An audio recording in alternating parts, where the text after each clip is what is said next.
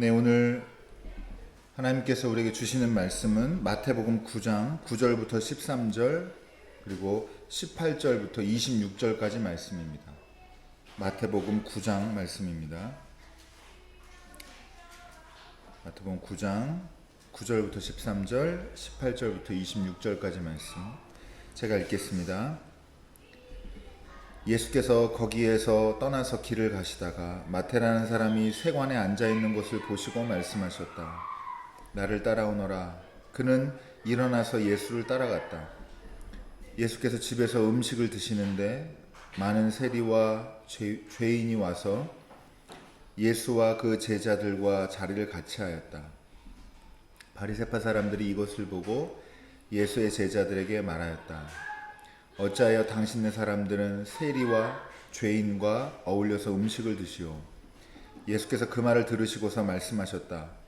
건강한 사람에게는 의사가 필요하지 않으나 병든 사람에게는 필요하다. 너희는 가서 내가 바라는 것은 자비요 희생 제물이 아니다 하신 말씀이 무슨 뜻인지 배워라. 나는 의인을 부르러 온 것이 아니라 죄인을 부르러 왔다. 예수께서 이 말씀을 하실 때에 지도자 한 사람이 와서 예수께 무릎을 꿇고 말하였다. 내 딸이 방금 죽었습니다. 그러나 오셔서 그 아이에게 손을 얹어 주십시오. 그러면 살아날 것입니다. 예수께서 일어나서 그를 따라가셨고 제자들도 뒤따라갔다. 그런데 12해 동안 혈루증으로 앓는 여자가 뒤에서 예수께로 다가와서 예수의 옷술에 손을 대었다. 그 여자는 속으로 말하기를 내가 그의 옷에 손을 대기만 하여도 나을 텐데 했던 것이다. 예수께서 돌아서서 그 여자를 보시고 말씀하셨다. 기운을 내어라. 딸아, 내 믿음이 너를 구원하였다. 바로 그때에 그 여자가 나았다. 예수께서 그 지도자의 집에 이르러서 피리를 부는 사람들과 떠드는 무리를 보시고 이렇게 말씀하셨다. 모두 물러가거라. 그 소녀는 죽은 것이 아니라 자고 있다. 그들은 예수를 비웃었다. 무리를 내보낸 다음에 예수께서 들어가셔서 그 소녀의 손을 잡으시니 그 소녀가 벌떡 일어났다. 이 소문이 그 온 땅에 퍼졌다. 이는 하나님의 말씀입니다.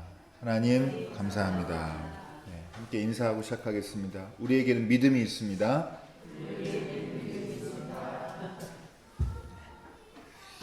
하나님 주시는 믿음으로 성령 강림절에 충만한 성령 충만의 은혜를 여러분 받으시기를 축복합니다. 오늘 말씀의 제목은 기운을 내어라입니다. 기운을 내어라이고요. 지금 이 12의 혈루증 앓던 이 여인에게 했던 예수님께서 그 믿음에 기뻐하시고 또 응답하시는 말씀으로 이 말씀을 한 것을 오늘 제목으로 삼고 같이 말씀 나누도록 하겠습니다. 여러분 지난주에 함께 나눴던 말씀 잠깐 기억해 보면 삼위일체 교리가 형성되는 그 간략한 역사적인 배경을 살펴봤고요. 그래서 복음서에 왜 이렇게 예수님이 하나님이시고 그리스도신지 이거를 변증하는 이런 말씀이 집중되어 있는지 이거를 알 수가 있었고, 다시 한번 상기해서 말씀드리자면 초대교회는 예수님이 그리스도라고 하는 사실을 건강하게 믿는 믿음이 핵심이었어요. 하도 이단들이 많고 예수님에 대한 바르지 않은 이해가 많아가지고, 그러고 그 말씀 뒤에 이어지는 이제 모든 민족을 제자로 삼으라고 하는 대사명을 제자들에게 주시는 것을 그 장면을 우리가 함께 읽었고, 그리고 그 이후에 우리와 영원히 함께 계신다라고 하는 약속, 그리고 그 약속에 예수님 한 분이 아니라 하나님의 관계성으로 존재하신 하나님이 우리와 영원히 함께 하신다는 것을 우리 믿음으로 잘 기억하자, 붙들자라고 말씀을 나누었습니다. 자, 근데 여기서 이제 우리가 생각해 볼 게 있어요. 여러분, 우리와 함께 하신 하나님께서 우리를 모든 민족을 제자로 삼으라고 하는데, 제가 이제 쉽게 두 가지 태도가 있는데요. 하나는 당신들이나 나나 똑같은 사람들이다. 우리도 죄인이다. 그런데 우리는 구원 받았습니다. 여기까지는 같거든요. 근데 두 가지로 갈려요. 나도 전에 죄인이었지만 당신도 구원받아서 하나님을 통해서 구원을 맛보십시오 라고 말하는 방식이 있고, 다른 하나는 당신은 아직도 죄인이지만 나는 이제 아니에요. 그러니까 내가 나와 같이 죄인이 아닌 그 상황으로, 구원을 경험하는 상황으로 이끌어 주겠다라고 하는 방식이 있어요. 여러분, 이게 두 말이 같은 말 아니냐 할 수 있는데요, 미묘하게 달라요. 예전에 소위 말하면 제3세계라고 하는 세계를 발견을 한 다음에 항해를 하고 이렇게 하면서, 그러면서 이 중세 국가에서 근대 국가로 넘어오는 과정에서 역사로 보면은 어떤 사람들이 생각을 많이 했냐면, 흑인이나 유색인종이나 백인들이 볼 때 너무 우리랑 다른 것 같지만 사람으로 인정하자라는 분위기가 있었어요. 그걸 넓게 보면 휴머니즘이라고 합니다. 당신들 똑같은 사람이야. 근데 여러분, 이제 문제가 있죠? 동등하게 봤을까요? 동등하지 않다고 봤을까요? 동등하지 않다고 봤어요. 큰 틀에서는 당신도 사람이고 나도 사람이야. 이 말이 좀 무서운 말이에요, 사실은. 이게 무슨 말이냐면, 너네는 원숭이는 아니야. 낯설지만. 이렇게 된 거예요.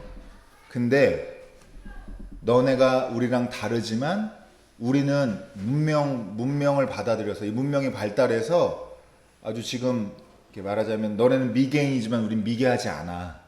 그러니까 너네 아직 좀 사람이긴 하지만 열등한 너희들을 우리가 문명화 시켜주겠다, 이런 태도를 가지고 있었어요. 이게 근대적인 휴머니즘이 가지고 있는 허위의식입니다. 오늘 여러분과 두 가지 크게 말씀 나눌 건데요, 그 중에 첫 번째가 이겁니다. 지금 좀 어려울 수도 있는데, 쉽게 말하면은 여러분, 교회 바깥의 사람을 아래로 보는 시선을 가지고는 안 된다 이거예요. 절대로 안 됩니다. 이게 절대로. 은연중에 저 사람은 저렇게 사니까, 저 사람은 교회 안 다니니까, 저 사람은 이런 거 추구하고 사니까, 그러니까 하나님을 추구하고 예배드리는 내 입장에서 봐서는 저 사람은 같은 사람이에요. 그러나 열등해요. 이런 생각을 가지고 있는 분이 있으면 안 됩니다. 절대 있으면 안 됩니다. 네, 여러분, 사람이 무서운 게요, 내가 사는 기준에 조금만 못 미치잖아요? 순간 아래로 봅니다. 가난하면 가난한 사람들끼리 아래로 봐요. 부자들은 가난한 사람 아래로 봐요. 뭔가 이뤄낸 사람들이 이루어지지 못한 사람 아래로 봐요. 여러분, 이게 순식간에 일어나는 일인데 이거 아주 중요하게 생각해 보셔야 됩니다. 늘 자기보다 열등한 존재를 만들어내서 그 열등한 존재를 딛고 일어나는 걸로 자기가 우월하다는 거를, 자기가 괜찮은 삶이라는 거를 증명하려고 하는 욕구가 우리한테 있단 말이에요. 근데 여러분, 이런 세상에 이런 가치관에 길들여지지 마시고 싸워 이겨내셔야 됩니다. 그래서 좋은 사람, 나쁜 사람 어떻게 알 수 있냐면요, 쉬운 방법이 한 가지가 있어요. 제가 좋은 사람, 나쁜 사람 기준도 좀 애매하지만 저는 요거 하나만은 참 그래도 맞을 때가 많다, 맞을 확률이 높다 생각하는 게 있는데, 그게 뭔지 아세요? 종업원한테 하는 거 보면 알아요. 서비스업 종사하시는 분 종업원한테 말투나 행동이나 하는 거 보면 그 사람이 대충 어떤 사람인지가 많이 드러납니다. 자기보다 위에 사람한테는 잘하기는 어렵지 않아요. 자기보다 아래인 사람이라고 생각하는 사람한테 어떻게 하느냐가 그 사람의 인격이고, 그리고 저는 그게 신앙이라고 생각합니다. 여러분, 어느 자리에 있든지 간에 낮은 자리로 오셨던 예수님의 모습을 본받으셔서 열등하다, 우월하다 이런 개념 갖지 마시고, 그런 서열의 기준 갖지 마시고, 이렇게 겸손하게 신앙생활 하시는 여러분 되시기를 부탁을 드립니다. 여러분, 오늘 제가 이제 앞에 그냥 얘기 나온 김에 원고 무시하고 지금 결론까지 말씀을 드린 거예요. 어려워하시는 것 같아서. 여러분, 제가 이런 말씀을 왜 드렸냐 하면 이제 죄인이라는 개념이 나오거든요. 마태를 부르세요. 마태 직업이 뭐예요? 세리예요. 여러분, 세리는 그냥 지금 우리가 느낌이랑 많이 다른데, 여러 번 들어도 이게 우리는 사실 와닿지 않잖아요. 이때 시절에 어떤 세리가 어떤 직업인지. 근데 거의 죄인 취급받는 직업이었어요. 이 마태라는 사람이 예수님의 제자가 되기 전에 세리라는 직업을 가지고 있었는데, 어떻게 세리가 됐는지 과정은 나오지 않는데 자기 사연이 있겠죠. 근데 이 세리라는 직업이 유대 사회에서는 거의 민족 반역자 같은 직업이고, 로마 체제에 종사하는 사람들이어서. 왜냐하면 이 사람들이 보편적으로 큰 잘못을 했었는데 세금을 정해놓고 얻는 게 아니에요. 로마에서 그냥 거둔 걸 받아가는데 적잖아요. 그러면 그걸 메꿔야 돼요. 지금은 1인당 얼마씩 세금 건당이 정해져 있는 때잖아요. 그런 게 없단 말이에요. 그냥 로마가 달래는 거를 채우면 되는 거예요. 그러니까 이 사람한테 많이 걷기도 하고 저 사람 조금 걷기도 하고, 문제는, 제일 큰 문제는 이거예요. 자기가 많이 걷었는데 로마가 자기가 거둔 것보다 조금 가져가면 남은 게 뭐예요? 자기 재산 되는 거예요.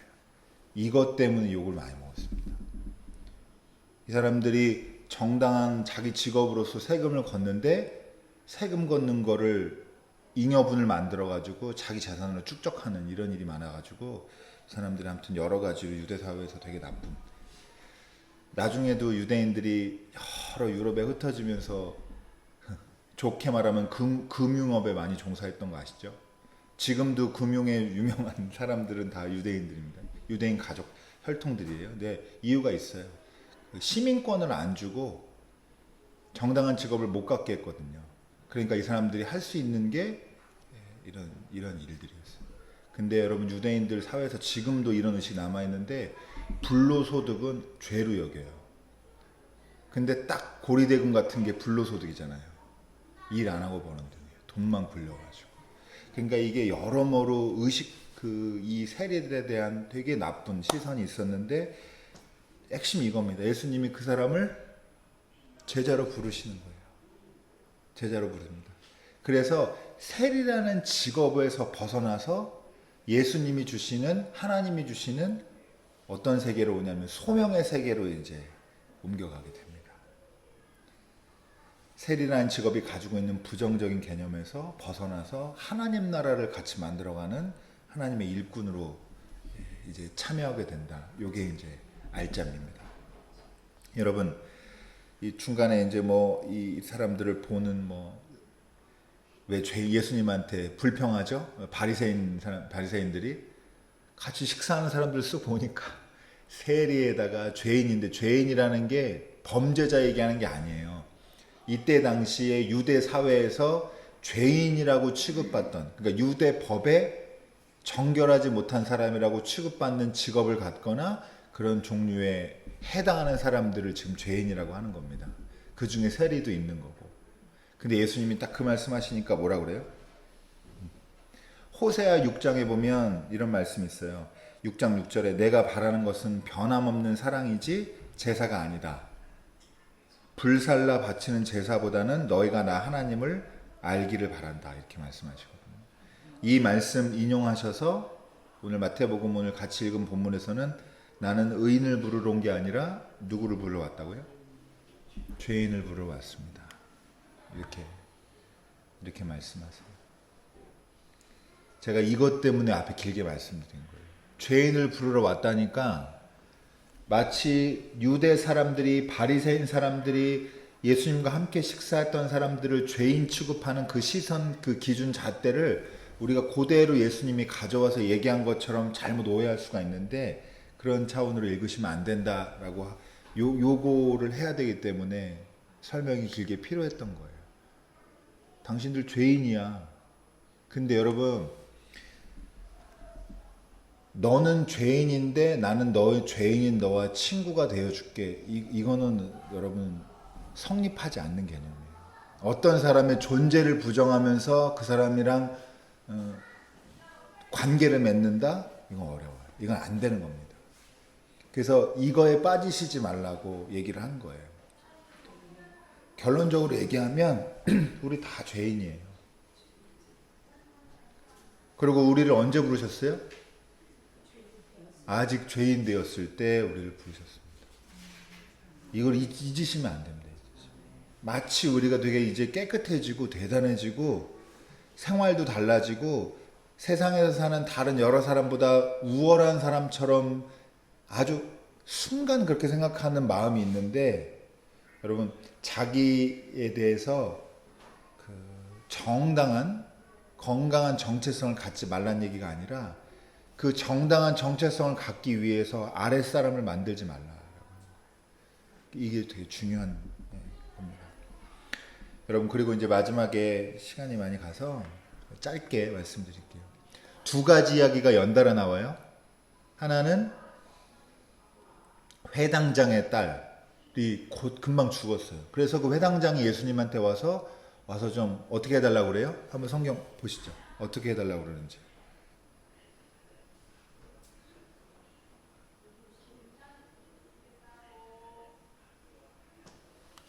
그 아이에게 손을 얹어서 그러면 살아날 겁니다. 이렇게 부탁을 해요. 여러분, 이 손을 얹는 게 중요합니다. 두 번째로 12해 동안 혈루증 앓던, 피가 멈추지 않는 병을 앓던 여인이 나오는데, 이 여인은 뭐라고 그래요? 이 여자는 뭐라고 그래요? 몸에 손대는 것도 아니고, 여러분 몸에 손대면 죄거든요. 유대법의 정결법에서 어긋납니다. 그래서 아주 그 경계의 선에서 최대한 문제되지 않을 정도로 얘기하는 게, 그 옷 끝에다가, 옷자락에다가 손을 대기만 해도 내가 나을 텐데 라고 해서 고침받죠. 이 두 가지 나와요.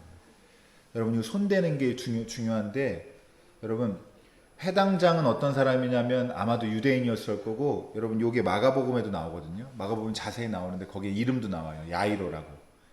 들어보신 분들. 이 회당장 야이로라고 생각되는 이 사람이, 회당장이라고 하는 건 유대인일 확률이 높고, 그리고 유대법, 유대 사회에서 정결한 사람이라고 생각이 됐을 거예요.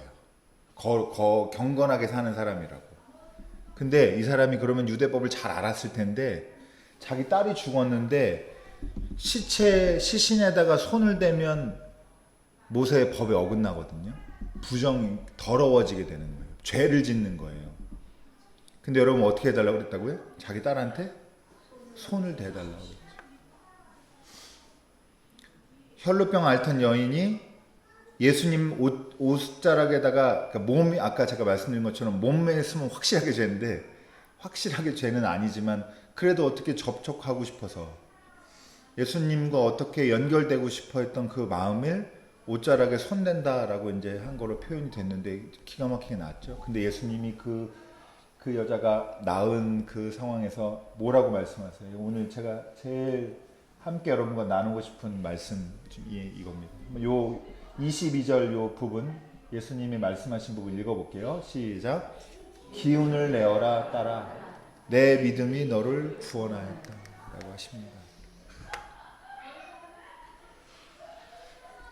여러분, 살려고 간절하게 발버둥 치는 사람들을 아래로 보지 마십시오. 법을 왜 안 지키냐, 왜 더 바르게 살지 못하냐, 뭐라고 하지 마십시오. 그도 우리도 다 죄인입니다. 교회 다니고 예배 드린다고 우리가 깨끗한 거 아니에요. 똑같습니다. 구분 갖기 시작하면 한도 끝도 없어요. 바르게 생활하는 부분을 포기하자는 게 아니라, 여러분 경계를 벗어나면서까지라도 간절하게 구원받고 싶은 마음, 그걸 무시하면 안 된다 이 말이에요. 못된 사람들이 있어요. 세상에 있습니다.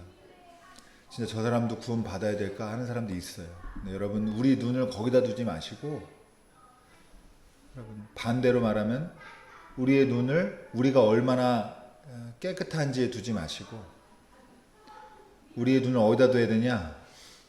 모든 민족으로 가서 제자 삼을 때 어디에 관심 가져야 되냐? 여러분, 이 사회에서 죄인 취급받고 사회에서 부정한다 취급받는 사람들의 거기에 시선이 가야 되고, 그리고 그 사람들 중에 구원받지 못한다는 두려움 속에서 허덕이는 사람들을 여러분 그 두려움에서 벗어나게 해주는 게 여러분 제자 삼는 방법이고, 그게 그리스도인들이 지금도 해야 할 일이라고 여러분 기억하시기 바랍니다. 그래서 왜 법을 안 지키냐? 살려고 그랬다. 너무 간절해서 그랬어요. 너무 급해서 그랬어요. 정말 꼭 이렇게까지라도 하지 않으면 안 돼서 그랬어요.